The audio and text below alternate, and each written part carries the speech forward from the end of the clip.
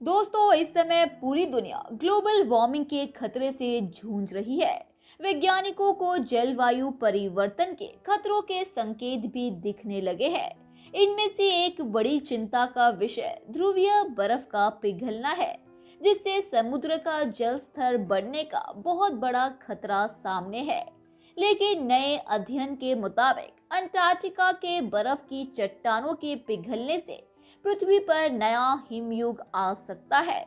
और इस बार ये नियमित हिमयुग चक्र यानी कि आइस एज साइकिल से हटकर होने वाला है।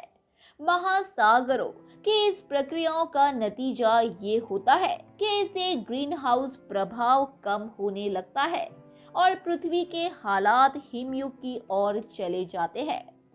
कार्डिक यूनिवर्सिटी के प्रोफेसर इयान हॉल का कहना है कि उनके नतीजे अंटार्कटिका और पृथ्वी की सूर्य की कक्षा से संबंधित जलवायु सिस्टम के प्राकृतिक लय के प्रति दक्षिणी महासागर के प्रक्रिया में संबंध स्थापित करते हैं।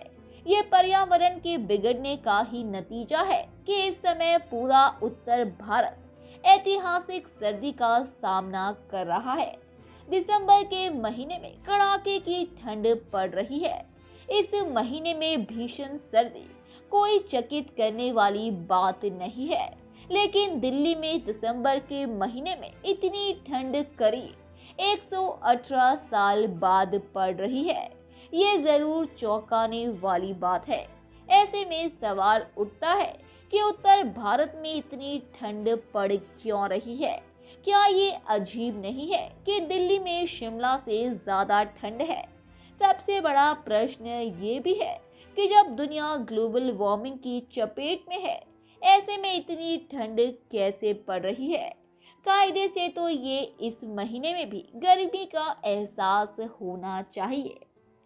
कार्डिक यूनिवर्सिटी के वैज्ञानिकों का ये शोध नेचर जर्नल में प्रकाशित हुआ है, जिसमें उन्होंने ये समझने का प्रयास किया है कि पृथ्वी पर हिमयुग की शुरुआत कैसे होती है।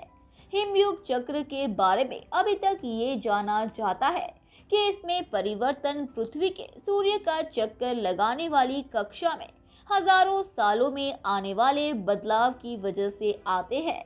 इस बदलाव से पृथ्वी पर सूर्य की ऊर्जा पहुंचने की मात्रा में बदलाव आता है। हिमयुग वह काल है जब वैश्विक तापमान थोड़ा ठंडा होता है और पृथ्वी का बहुत सारा हिस्सा ग्लेशियर और बर्फ की चादर से ढक जाता है। अब तक पृथ्वी के इतिहास में 5 बड़े बदलाव आ चुके हैं, जिसमें से सबसे पहला हिमयुग 2 अरब साल पहले शुरू हुआ था। सबसे आखिर का हिमयुग करीब 30 साल पहले शुरू हुआ था और ये आज भी जारी है।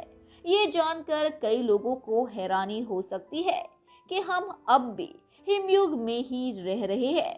लेकिन हिमयुग के बारे में रहस्य की बात यह है कि सौर ऊर्जा में छोटे बदलाव पृथ्वी की जलवायु में इतना नाटकीय बदलाव कैसे ला सकते हैं। शोधकर्ताओं को विश्वास है कि जब सूर्य का चक्कर लगाने वाली पृथ्वी की कक्षा जब बिल्कुल सही होती है, तब अंटार्कटिका की बर्फ की चट्टानें अपनी जगह से दूसरी ओर जाने लगती है और पिघलने लगती है। इससे दक्षिणी महासागर से बहुत सारी मात्रा में साफ पानी अंटार्कटिका में मिलने लगता है।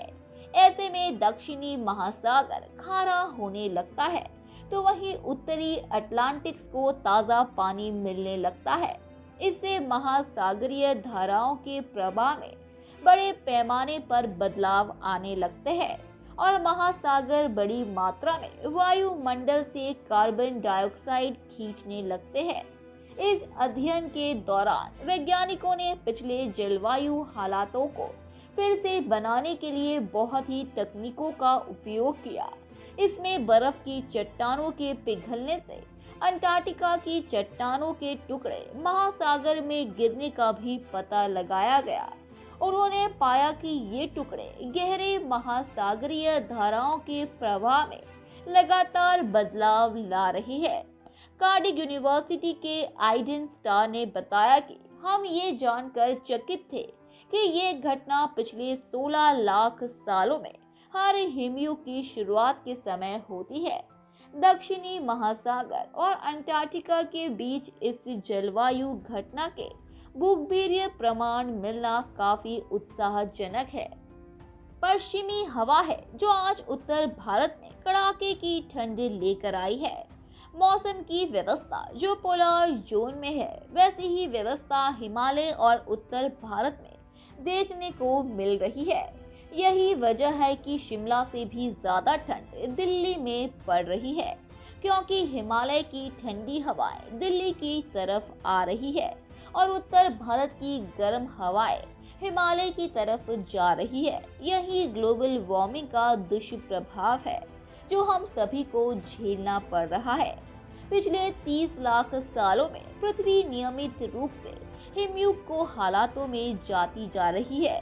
फिलहाल हम इंटरग्लेशियल काल में रह रहे हैं, जहां तापमान तुलनात्मक रूप से गर्म है। लेकिन शोधकर्ताओं का कहना है कि वैश्विक तापमान के बढ़ने से हिमयुग चक्र की प्राकृतिक लय बिगड़ सकती है। इसका कारण ये है कि दक्षिणी महासागर अंटार्कटिका की बर्फ की चट्टानों के लिए बहुत गर्म हो जाएगा, जिससे महासागरों की धाराओं के प्रवाह में बदलाव शुरू हो जाएगा, जो हिमयुग की शुरुआत कर देगा। धन्यवाद दोस्तों, उम्मीद है कि आपको हमारे द्वारा बताई गई जानकारी काफी पसंद आई होगी।